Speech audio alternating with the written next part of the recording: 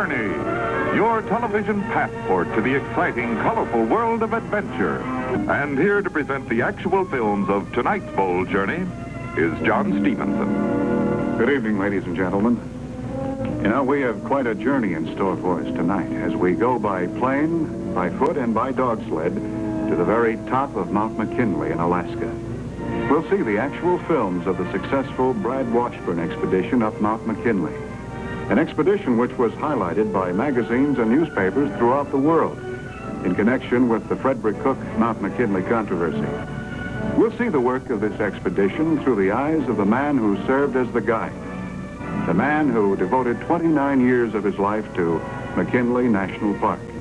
Its rugged superintendent, Mr. Grant Pearson. Now let's meet our distinguished guest, Mr. Grant Pearson.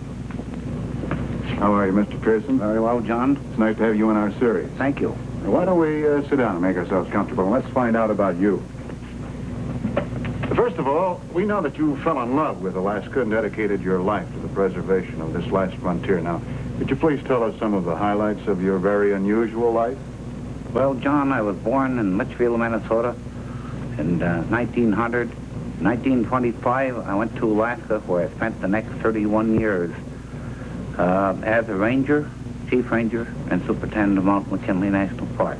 During that time, I led 6 different expeditions to Mount McKinley and the surrounding high mountains of the Alaska Range.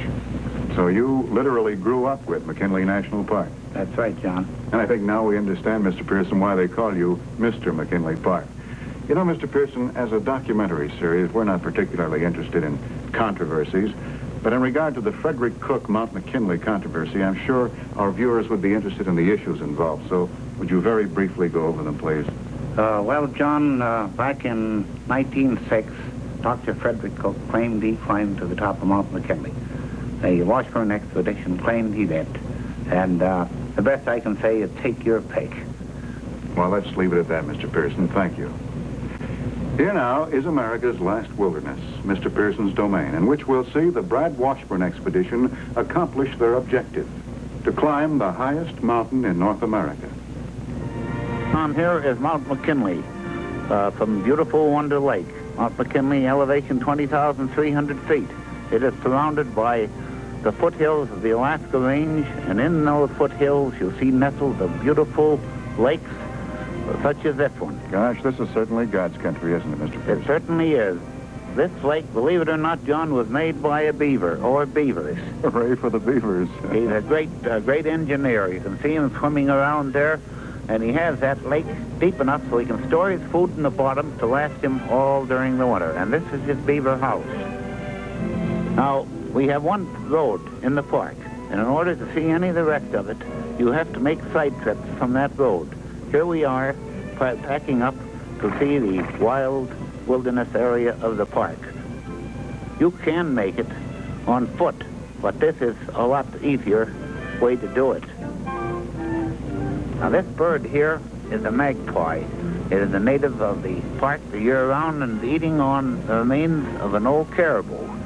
They are more or less of a scavenger. This little fellow here is our Mackenzie varying hare. It's a rabbit that turns white in the winter and gray in the summer, the way nature has it protecting it. These fellows here is the Dall Mountain sheep. They're very rare. They're only found in certain regions in Alaska. They're at home in the rocks. That affords them protection against his predators. The wolves and the coyotes are enemies of this animal. And here we have one of his enemies, the coyote. This is the same type of coyote that's scattered throughout the North American continent. They're quite numerous up there now, and we do not destroy them in the park. We have all of our animals natural. This fellow here is known as the toe-clap grizzly bear.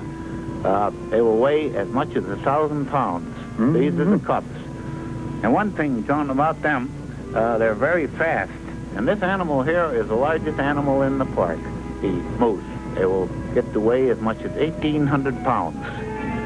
This fellow, I fear more than a grizzly, especially in the fall during mating season. Now here is a future dog team. These pups Or about 3 months old. Aren't those cute fellas? They certainly are. This is more my speed. You'd like to have one of those for a pet. Well, you could have them for a pet because we teach them that way. And here they out for the first stroll and the first snow in the fall. And before spring, we work those dogs. In fact, that's part of them right there. They weigh over 100 pounds apiece now. I used to play with them like that, keep them friendly, and they were good for, as much as 50 miles on the trail on a day without a heavy load. How much can a dog team carry on a straight and flat, I should say? Well, a straight and flat trail, they will pull their own weight. Say a 100-pound dog will pull as much as 100 pounds. Now, that's our little daughter. She's 4 years old. She was raised with the dogs. And they knew her, they wouldn't hurt her. And that just shows what you can do with animals through kindness. Mm-hmm. Now, we are getting ready to go in and make a reconnaissance trip around Mount McKinley. And here you see Mount McKinley. And this glacier you see in the foreground, the Muldrow Glacier, is the route by which we will climb the mountain. We'll follow up that glacier up to its head, then take that ridge to the left of the picture to the top. Some of these mountains you see in the picture here, John, are not even on the map. It's really virgin country. And very rugged. This is our base camp. You see an airplane in the distance just taking off after landing some of the party there. Here is the whole crew. We had 13 of us all together in the crew. And in case anybody's superstitious, we had very good luck on the trip. No injuries of any kind. Although McKinley can be mighty rugged and mighty rough. That shows myself in the middle of the picture, Brad Washburn on the right of the picture, and Mrs. Washburn on the left. Mrs. Washburn was the first and only woman ever to climb to the top of Mount McKinley, and there have been several try to climb it. And this shows me getting ready, putting a party on, getting ready to hit the trail up the glacier. Could you tell us, Mr. Pearson, what time of year this was? This was in April, May, and June. We spent 3 months on the trip, John, all together. Here we are cooking a meal. We have the pressure cooker, which simplifies cooking in high elevations. As you know, the higher you go, by the lower temperature by which water will boil.